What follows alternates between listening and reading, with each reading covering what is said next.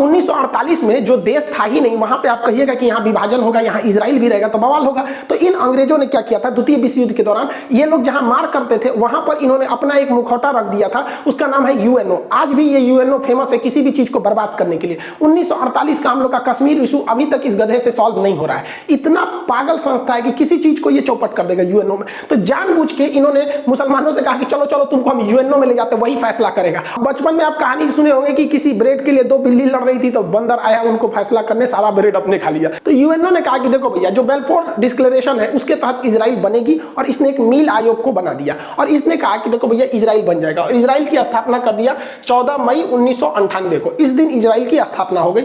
जो फिलिस्तीन पूरा फिलिस्तीनियों का था, जो मतलब वहां मुस्लिम लोग रहते थे, उसको इन्होंने डिवाइड कर दिया 1948 में। और क्या कर दिया, 48% दिया फिलिस्तीन को, 48% फिलिस्तीन को दिया, 44% इजराइल को दिया। यहां पर देखिए, जबकि इजराइल का यहाँ पे उस समय तक नहीं था यहाँ पे। और उसके बाद क्या किया, जेरूसलम जो राजधानी थी उसको कहा कि देखो ना ये फिलिस्तीन की राजधानी रहेगी ना ये इजराइल की राजधानी रहेगी, ये यूएनओ के कंट्रोल में रहेगा।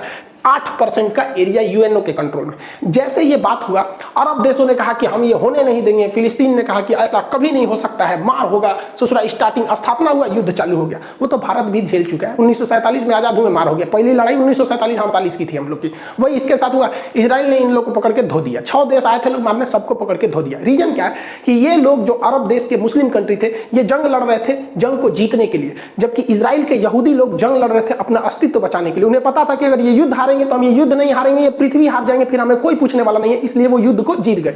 अब यहां पर यूएनओ को क्या मतलब बना कि जेरूसलम पर अपना कब्जा रखने का, तो इसके लिए कारण है जेरूसलम 3 धर्मों का पवित्र स्थल है। जैसे ये देखिए, ये जो इजराइल है अभी नक्शा, तो इसमें जो ग्रीन वाला एरिया दिख रहा है ये दिया गया था फिलिस्तीन को, जो व्हाइट वाला एरिया दिख रहा है वो इजराइल के पास, और जो रेड दिख रहा है वो जेरूसलम है। जेरूसलम को जूम करके देखेंगे तो इस तरह का नक्शा आता है। यहाँ 3 पवित्र धर्म रहते हैं। ईसाइयों का मान्यता है कि उनके जो ईसा मसीह का जन्म बैतलहम में हुआ था, वो बैतलहम जगह जेरूसलम में है।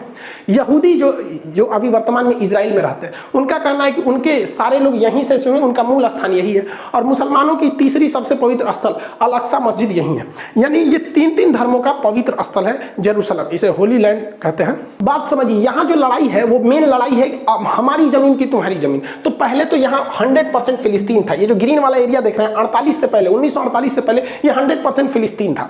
बाद में आप देखेंगे 1948 में यूएनओ ने इसका पार्टीशन किया, तो अब देखिए ये ग्रीन वाला फिलिस्तीन ऐसा रह गया। और जानबूझ के यूएनओ ने एक ऐसा ड्रामा रचा कि आगे जाके लड़ाई होगी। देखिए, आधा फिलिस्तीन यहाँ दिया है, थोड़ा सा यहाँ दे दिया है, बीच में पतला रास्ता दिया है, थोड़ा सा यहाँ दिया है, बीच में पतला रास्ता दिया। इन लोग का पहले से प्लान था। ऐसे ही इन लोगों ने पाकिस्तान को बांटा था, एक और इधर पाकिस्तान, एक और इधर पाकिस्तान, जिसको आगे चल के हम लोगों ने बांग्लादेश में तोड़ दिया।